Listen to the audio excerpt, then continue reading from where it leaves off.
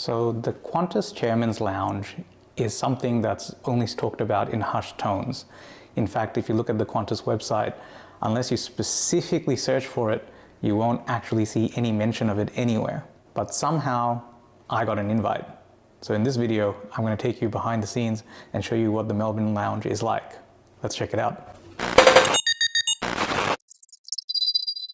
Now, the first question you probably have is, how did I get an invite?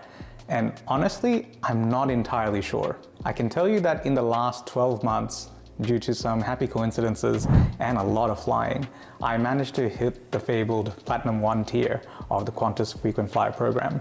I'm not sure if that had anything to do with it, but I did have a flight coming up going from Melbourne to the US. But the first leg of that flight was Melbourne to Sydney. And a few days before the flight, I received an unexpected email. And there you go. I had been given an official invite to the Chairman's Lounge. To say that I was excited is an understatement. What prompted Qantas to actually select me to visit, I'm not entirely sure, but if I had to hazard a guess, it might be one of those extra perks that being Platinum 1 affords you. So given that this is likely to be a very rare opportunity, I decided to head to the airport hours earlier so that I could savor every part of the lounge. If you've been to the Qantas lounge area of Melbourne Airport, you'll know that you go up some escalators and you have the Qantas Club on your right and the business lounge on your left.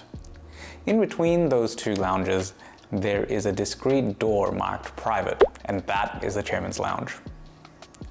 As I approached, I couldn't believe that I was actually invited to this ultra exclusive lounge. And the moment I entered, the first thing I noticed was how quiet it all was.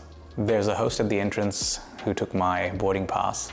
Now, I wanted to capture every single moment of my lounge experience. But after a quick chat, basically I was discouraged from taking too many photos or videos. It wasn't a hard no, but I understood that they didn't really want the other guests in the lounge to be disturbed or to feel like their privacy was being invaded. So I kept things as subtle as possible.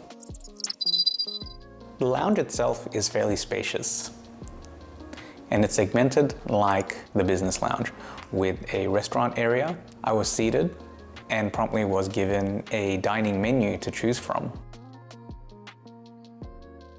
One major thing about this lounge is also the staff to guest ratio.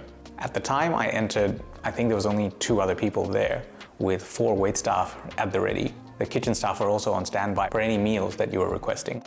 I opted for the sambal and tamarind chicken breast with beans. I'm told that the wine selection is especially impressive in this lounge, but as a non-drinker, it's not something that I could assess. I later explored and found that there was a small buffet section as well, but predominantly the food options are custom ordered. The buffet area also has a coffee machine and also a drinks fridge. The meal itself was delicious, and afterwards it was time to find a cozy spot to relax.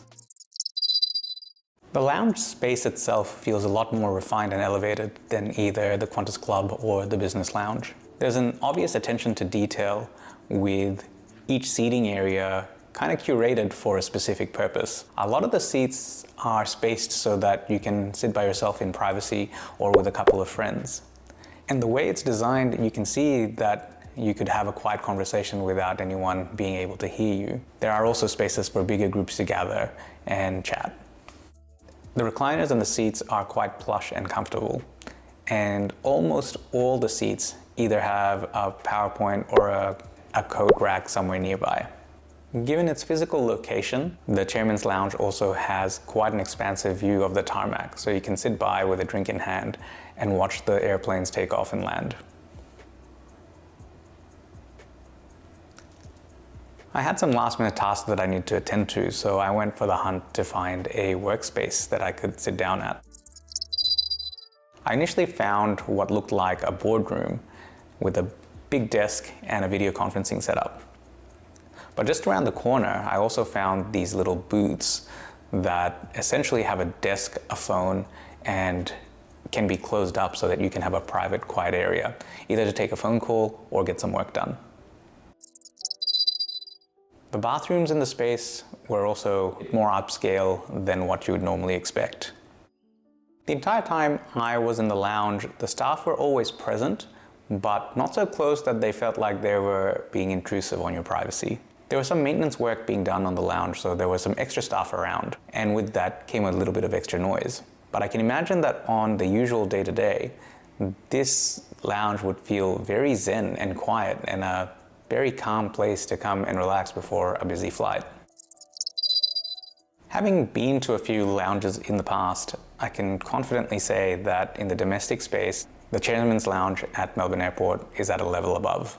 About the easiest comparison I can make is that the Chairman's Lounge elevates the domestic lounge experience closer to that of the first lounge in the international space. You have a seated dining room experience with a full menu.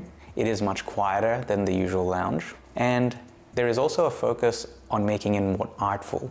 There's this unique separator between the restaurant area and the seating area that just lends itself to a bit of character for the space. Now, Qantas doesn't specify what passengers have access to this exclusive space, but from what I could learn from Google, it seems like it's either prominent business people, politicians, or other VIPs that are afforded access to this luxurious space. For me, this was a once-in-a-lifetime opportunity, and thank you, Qantas, for sending me the invite. Now, I'm told that each of the Chairman's Lounges around Australia has a unique theme and decor. Have you ever been to the Chairman's Lounge, and what was your experience? Please let me know in the comments below, because I would be super curious to see what they were like. Now, if you'd like to see my flight on a fairly unique airline, I would click over here, and that's it for this video. Bye.